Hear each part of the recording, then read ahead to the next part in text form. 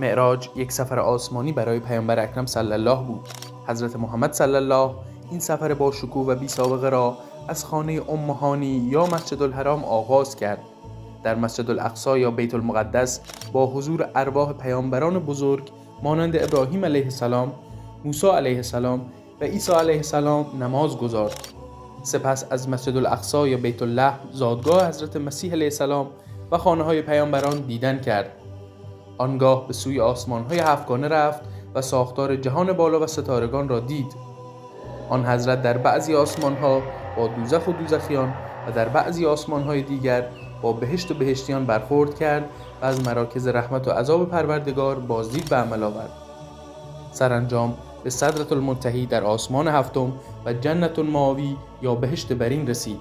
سپس به پیامبر دستور داده شد از همان راهی که عروج کرده است بازگردد.